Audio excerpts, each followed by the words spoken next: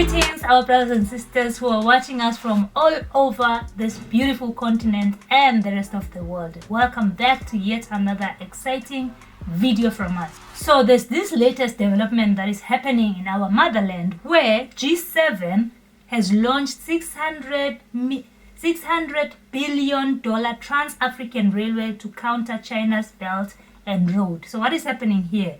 The US and EU have joined forces with the African Development Bank and the African Finance Corporation to launch the West's latest attempt to counter China's Belt and Road initiative. Alright, so the parties have signed a memorandum of understanding setting out plans to develop the Lobito Corridor and the Zambia Lobito Railway, which will together form a link across Africa through a number of large mineral deposits. Yeah, so they are saying they want to counter China Belt and Road initiative. Yeah. We remember before China developed and started coming to Kenya, and started coming to Africa, development in Africa was like zero until China came and we started seeing roads being built. As in the possibility of having roads being built. We started seeing roads being built, kilometers and kilometers of roads in a short span of time. Like in a year, we have a huge highway. In villages, in everywhere. Beautiful roads in the villages. It opened up Africa. These people had only were used to just exploiting and moving away. But now they have come up with a project that they are calling like Lobito Corridor, which is between the DRC, Angola, then going to Zambia. But it's actually connecting to Zambia. And let us add some facts on the project. They are saying that the project also involves building 260 kilometers of roads and about 550 kilometers of track in Zambia, spanning from Zimbe border to Chingola in the country's copper region. We are talking about minerals. And as well as the railway, the corridor will involve 4G and later 5G telecoms systems and $1 billion investment in solar farm and microgrids. Guys, we are talking about going into our mines and getting raw materials. Making them accessible. Yeah, accessing the raw materials easily and transporting them to the port of Angola. Yeah. So it's not about Africa. Okay, Africa might use the rail once or twice, but the main purpose is to sack Congo, sack Zambia, sack Angola, take them to America. But when you look at China, when it comes to building roads, the roads are everywhere. Leading to nowhere. Then you find, like in Zambia, people were complaining a lot during about the times of Lungu about China, because we had seen China even investing in chicken farming. And you find a Chinese man in the very, very deep areas of Zambia keeping chicken. You know, this is bound to wake our people up to see.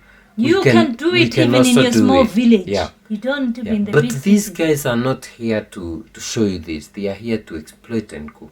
And another thing is, for China, it's usually win-win situation. You get roads, we get our own interests, or we get also to buy your, it's a partnership.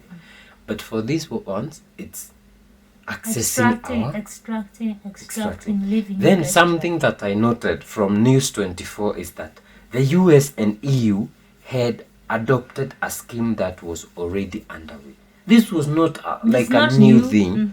In this July 2023, Zambia, the DRC, and Angola had signed their own memorandum of understanding on progressing the corridor. A consortium led by multinational commodities trader Trafigura had already been appointed to run a 570 million rehabilitation scheme. So these guys didn't just come and think about it. It's something they saw, they looked into it and see, we can benefit from this, And this is not ours. It's never because of us. It's theirs. And then what makes me feel bad is that these people don't come here and just do the things on their own. They always have to work with somebody from within. Yeah. So we are seeing the African Development Bank and the African, I don't know what the other one is, the African Finance Corporation. Yeah. You know, for them, it's about the money that is coming in for the FDB, for example. Or the small employment that will be created. Just those nitty-gritties. Yeah. For them, that is very much enough. Wow, you guys are bringing in 600 billion project. But we can make more if we process those minerals. I mean, why should they be building roads leading to a mineral? Yeah. You know, so it's always like that for Africans, and that is the worst case scenario that we have always faced as Africans.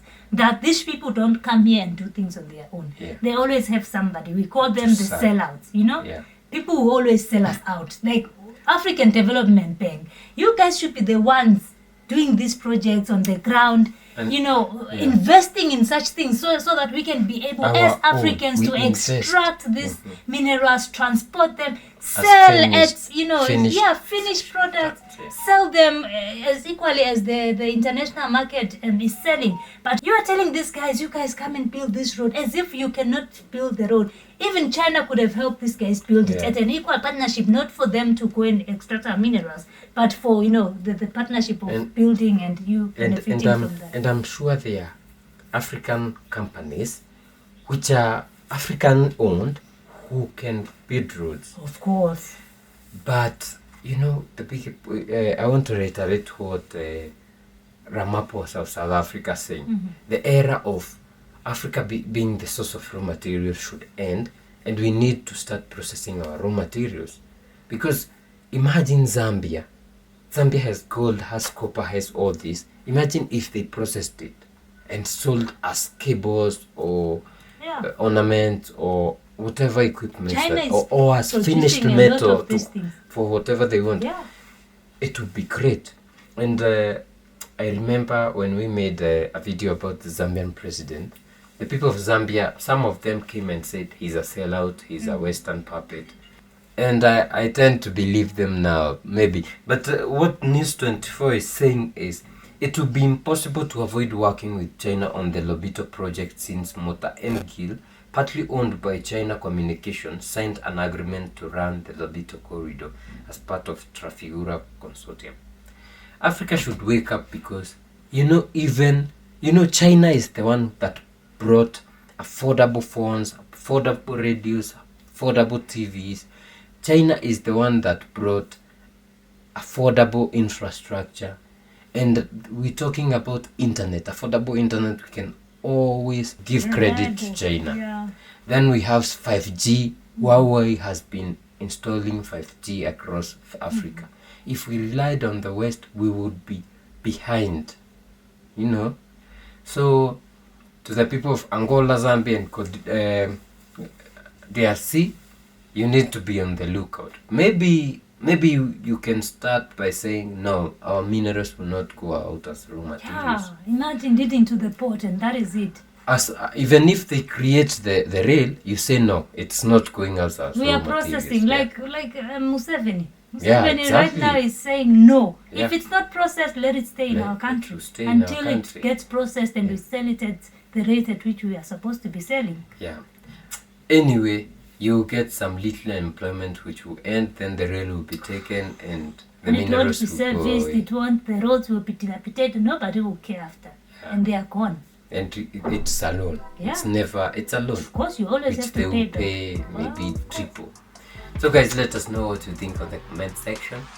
If you think this project is good, tell us. If you think this is it's a dead trap, let us know. We'll see you in the next one. Bye bye.